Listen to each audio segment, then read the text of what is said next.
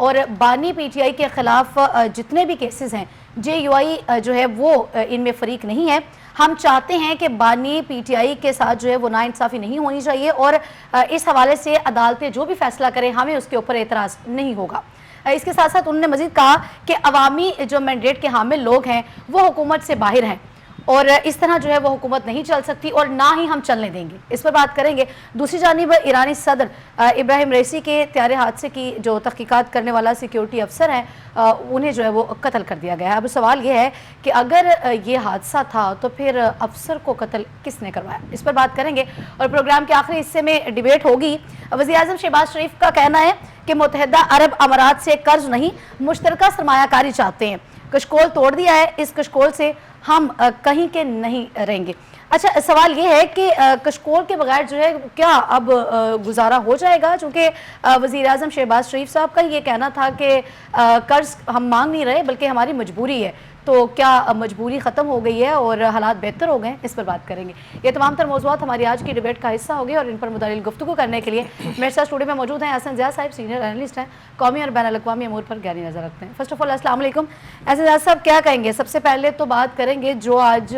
جے you آئی فے کے رہنما کہہ رہے ہیں کہ پی ٹی آئی سے اتحاد ہونے یا نہ ہونے کا فیصلہ جو ہے وہ ابھی نہیں ہوا.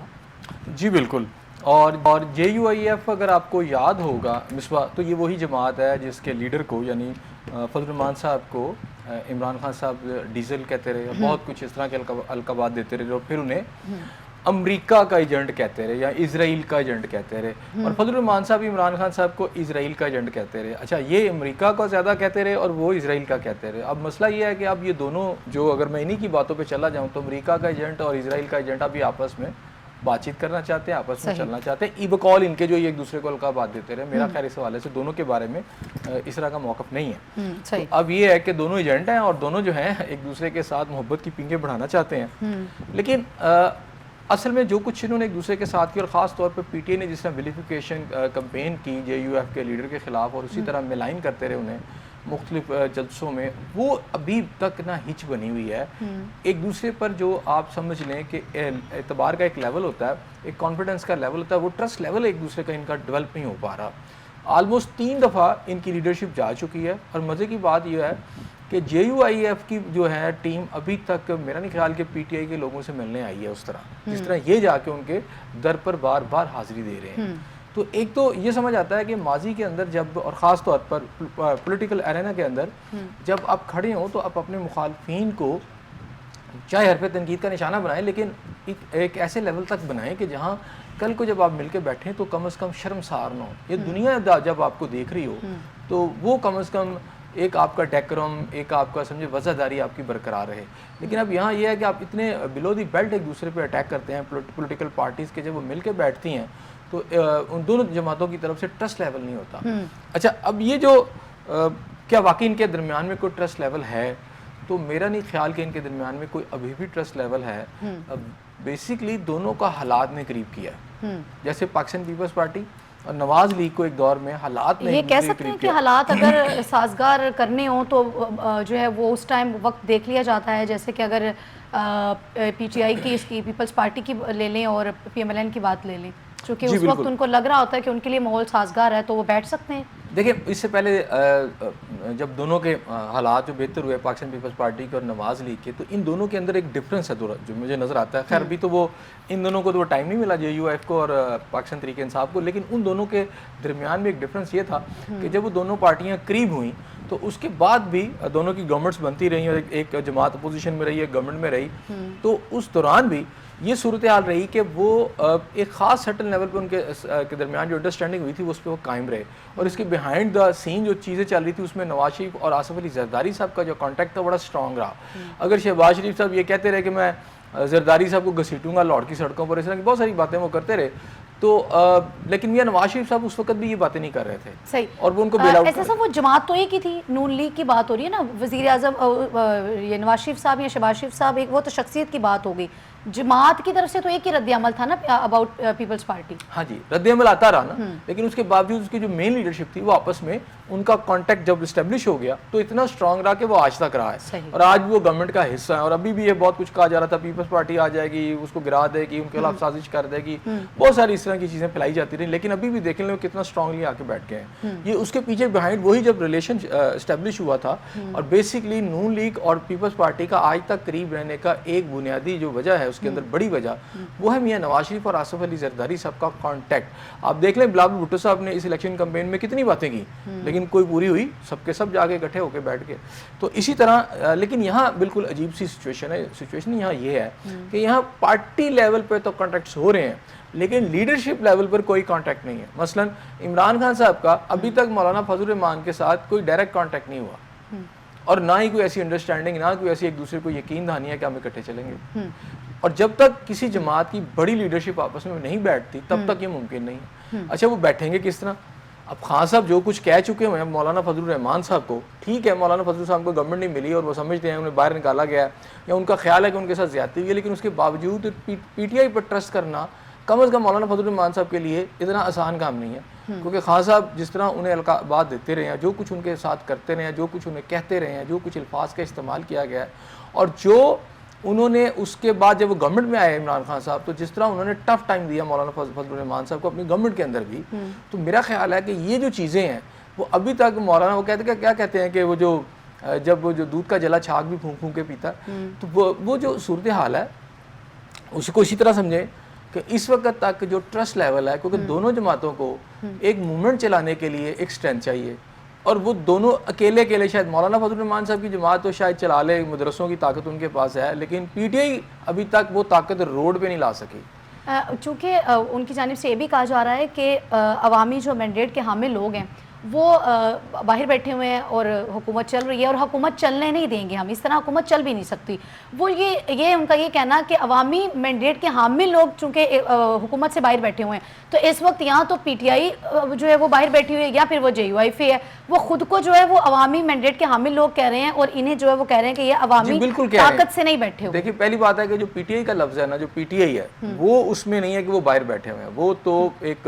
और जमात के नाम से वो इस वक्त असम्बलियों के ठीक, जो टोटली बाहर बैठे हुए जेयूआईएफ वाले बैठे हुए हैं। असल देखा जाए तो असल में वो बैठे हुए हैं, और वो अपने बारे में ये बात कर रहे हैं कि जी हम लोग बाहर बैठे हुए हैं और हमारा मैंडेट अवामी हमारा है, वो अपना एक क्लेम कर रहे हैं, इसमें पीटीआई को वो नहीं सपोर्ट कर रहे। ठीक है, और मेरा ख्याल है वो जो खैबर पख्तूनख्वा के अंदर अगर उनकी सीटें कम हुई है तो उस पर पीटीआई आई है ना, पीटीआई जो उसके आप समझे सुन्नी ताकत काउंसिल के जो लोग हैं या आज़ाद उम्मीदवार आए हैं, तो वो बेसिकली उनकी जो सीटें सल्ब किए गए हैं या वो समझते हुई हैं, तो उस पर आया कौन है, पहले तो ये देखना, क्या उनकी सीटें जो सल्ब हुई हैं जहाँ से वो हारे हैं उनके कैंडिडेट, वो नून वाले हैं या पाकिस्तान पीपल्स पार्टी वाले हैं? बेहतर ये पता चलता है कि पीटीआई वाले ज़्यादा आए हैं।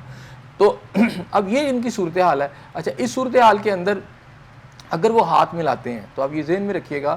कि मौलाना फजल रहमान साहब की जो जमात है, क्योंकि उनका जो डायरेक्ट मुकाबला रहा है, सियासी मुकाबला खैबर पख्तूनख्वा के अंदर या बलूचिस्तान के अंदर रहा है, तो वो पीटीआई की जमात के साथ रहा है, कुछ जगहों पर पीपल्स पार्टी के साथ भी रहा है, लेकिन असल उनका मुकाबला खैबर पख्तूनख्वा के साथ रहा है। तो जब आप उस सूरत में सीटें लेते हैं मुकाबले के अंदर, जब बताते हैं कि जी हम मद्दे मुकाबल हैं, लेकिन जब बाज़ औक़ात आप हाथ मिला लेते हैं तो यहाँ तो आप बड़ी जमात में जम हो जाते हैं, या बड़ी जमात की एक बी टीम समझते हैं, या उसके ज़ेरे साया आ जाते हैं। उस सूरत में भी आपकी जो फ्यूचर की जो पॉलिटिक्स होती है वो डिस्टर्ब होती है, और उसमें आपकी आने वाले दिनों में भी सीटें कम हो सकती हैं। तो हाथ मिलाना भी मेरा ख्याल है बड़ा मुश्किल सा एक फैसला है फजल रहमान साहब के लिए। और अभी तक ये देख लें कि पीटीआई के जो साबका चीफ हैं इमरान खान साहब, जिनकी मैं बात कर रहा हूँ, उन्होंने कभी अभी तक कोई ऐसा बयान नहीं दिया, ऐसा सिग्निफिकेंट बयान उनकी तरफ से नहीं आया मौलाना फजल साहब के हक़ में या जेयूआई के हक़ में, कोई एक भी बयान जिसमें ये नज़र आता हो कि जो है इमरान खान साहब उन्होंने या साथ बैठना चाह रहे हैं, या वो इस हवाले से उन्होंने अपनी सोच बदल ली है। उनकी सोच वहीं पे स्टैंड करती है। तो ये जो अदम एतमाद की या ट्रस्ट लेवल नहीं है, डिस्ट्रस्ट है दोनों के दरमियान में, उसकी बड़ी वजह ये है कि जो टॉप लेवल पर लीडरशिप है वो एक दूसरे के साथ अभी तक आप ये समझे रिकॉन्सिलिएशन नज़र नहीं आती उनकी। तो दरमियान में अच्छा एक तहरीक चलाने के लिए आपको बहुत करीब होना पड़ता है। अभी मौलाना फजल आप देखें तारुल कादरी साहब की भी कुछ बातें आप सोशल मीडिया पे आई हैं जिसमें वो कहते हैं जी हमें हमारे साथ धोखा हुआ और हमें साथ बिठाया गया, फिर हम बैठे रहे, वो बहुत सारी डिटेल्स उनकी भी आ चुकी हैं। तो کوئی بڑی موومنٹ دیکھیں، اگر پولیٹیکل جو جماعتیں ہوتی ہیں انہوں نے گورنمنٹ کے خلاف بولنا ہے یا اپنا پوائنٹ آف ویو لینا ہے تو پھر دینا ہے، تو پھر انہوں نے کیا ہوتا ہے کہ انہوں نے سڑکوں پہ آنا ہوتا ہے، ایک موومنٹ چلانی ہوتی ہے. اچھا، اس موومنٹ کو چلانے کے لیے آپ کو ایک اسٹرینتھ چاہیے. اسٹرینتھ دونوں جماعتوں کے پاس شاید اتنی نہیں ہے کہ جسے آپ ملک گیر تحریک چلا لیں. پھر میں نے کہا کہ تھوڑا ایج تو ہے مولانا فضل الرحمان صاحب کو. اچھا، دونوں ایک دوسرے کی ضرورت بھی ہیں. وہ جو ضرورت انہیں فیل ہو رہی ہے اس کے تحت وہ ایک دوسرے کے چکر لگا رہے ہیں، خاص طور پہ پی ٹی آئی والے وہاں جا رہے ہیں کہ جناب ہو جائیں. لیکن دوسری طرف سے بات ہم سب کا جو بیان آیا عبداللہ صاحب کا وہ یہی ہے کہ جناب ابھی تک ہمارا کوئی ان کے ساتھ نہیں ہوا، اتحاد نہیں ہوا. لیکن پی ٹی آئی جو کچھ دنوں سے پرسیپشن پی ٹی آئی کی طرف سے پھیلایا جا رہا تھا، اور پی ٹی آئی کے لوگ جو ہیں بڑے اس پہ خوش بھی تھے، وہ یہ تھے کہ جی دیکھیں مولانا فضل الرحمان صاحب بھی ہمارے ساتھ آ گئے ہیں یا آ جائیں گے. تو آج کی ڈیٹ تک تو مجھے ایسی کوئی صورتحال نظر نہیں آتی کہ یہ جو آپ سمجھیں کہ منڈیر چڑھتی ہے، یہ جو بیل ہے یہ منڈیر چڑھے گی، چلتا رہے گا اس طرح. جے یو آئی فے کے متعلق آپ سمجھتے ہیں کہ اگر پی ٹی آئی ان کی جانب سے بھی، جے یو آئی فے کی جانب سے بھی کوئی ایک سافٹ کارنر ہے، چونکہ ان کی جانب سے یہ بھی کہا گیا کہ ہم چاہتے ہیں کہ بانی پی ٹی آئی کے ساتھ جو ہے وہ ناانصافی نہ ہو، تو ان کی طرف سے آپ سمجھتے ہیں کہ ہے کچھ سافٹ کارنر؟ تو ملاقات بھی ہو رہی ہے اور پریس کانفرنس بھی ہو رہی ہے اور وہ سارے دیکھیں جے یو آئی کے ایف کے جو لوگ ہیں انہوں نے آج یہ کہا ہے کہ زیادتی ہو رہی ہے اور ہم چاہتے ہیں ان کے ساتھ زیادتی نہ ہو. یہ پولیٹیکل، اور ساتھ انہوں نے یہ کہا کہ پولیٹیکل جو چیزیں ہوتی ہیں اس میں دروازے کھلے رکھتے ہیں اور اسے کھلے رہنے چاہیے. بات چیت ہوتی ہے، بات چیت کے ذریعے سے بات تو آگے بڑھتی ہے. تو بات چیت تو انہوں نے کھولی ہوئی ہے. اور دیکھیں نا پی ٹی آئی، مجھے تو یہ سمجھ نہیں آتی کس منہ سے وہاں جاتے ہیں. جو کچھ انہوں نے ماضی میں ان کے ساتھ کیا، چلیں بات پھر وہیں پہ آگے ختم ہو جاتی ہے. وہ اگر یہ بھی کہہ لیں کہ چونکہ ابھی مفاد ہے اور مطلب ہے تو وہ مفاد ہے نا، لیکن اس میں کیا سیم وہی پروسیس ہے جو باقی جماعتیں کرتی ہیں. دیکھنا یہ ہے. چلے مولانا فضل الرحمان صاحب کی طرف سے تو آ رہا ہے کہ ٹھیک ہے ہمارے دروازے کھلے ہیں. مجھے یہ بتائیں کہ کیا عمران خان صاحب کی طرف سے کوئی ایسا بیان آ سکتا ہے جس میں وہ شرمندہ ہوں ان تمام بیانات کے اوپر جو، اور ان تمام القابات کے اوپر جو انہوں نے مولانا فضل الرحمان صاحب کے بارے میں کہے، یا اپنی پارٹی کو یہ کہیں گے آپ کہ جی میں جب کہتا تھا ان کو ڈیزل چور اور ساری باتیں کرتا تھا، نہیں یہ ڈیزل بھی نہیں ہے چور بھی نہیں ہے، کیا وہ اپنے تمام ان القابات سے، تمام ان جملوں سے، تمام ان ویلیفیکیشن کمپین سے معذرت مانگے؟ پیپلز پارٹی ہے، پی ایم ایل این ہے، وہی بات جو ہے وہ کہ وہ عوام چھوڑا پیٹ پھاڑ کے پتہ نہیں اس میں سے وہ لوٹا ہوا خزانہ نکالنا تھا، تو آج وہ اقتدار میں بیٹھے. دیکھیں نا بقول پی ٹی آئی کے وہ تو چور ڈاکو ہیں، وہ تو ایک جیسے ہو سکتے ہیں، تھوڑی دیر کے لیے مان لیتے ہیں کیونکہ انہوں نے کلیم کیا تھا. اب یہ تو مدینہ کی ریاست والے ہیں نا، وہ بھی اسلام کے دعوے دار ہیں کہ اسلام لے کے آئیں گے، یہ بھی مدینہ کے دعوے دار ہیں. تو کیا یہ چوروں ڈاکوؤں کو فالو کریں گے کہ اگر یہ ساتھ مل گئے تو ہم بھی مل جائیں؟ تو پھر فرق کیا رہ گیا؟ پھر اسی طرح کے آپ بھی ہیں. پھر قوم کو یہ نہ کہے کہ ہم مختلف ہیں. اچھا چلیں اب مجھے یہ بتائیں کہ کیا جن کو آپ نے کہا یہ ڈیزل کے پرمٹ کی باتیں کہ یہ سارا کچھ کیا ظاہری بات ہے آپ جب اپنے باتیں آگے بڑھانی ہے، جوائنٹ آپ نے ایک سٹرگل کرنی ہے، تو جوائنٹ سٹرگل کے اندر کیا عمران خان صاحب جو ہیں وہ آ کے معافی مانگیں گے، وہ معذرت کریں گے اپنے اس رویے پہ جو انہوں نے مولانا فضل الرحمان صاحب کے حوالے سے مستقل رکھا؟ کیا ظاہری بات ہے چیزیں آگے تب چلیں گی نا، آہستہ پگھلے گی، میلٹ ہوگی جب آپ پہلے تو آپ اپنے شرمندہ ہوں گے کہ جی میرے سے جو میں نے اپنا رویہ اختیار کیا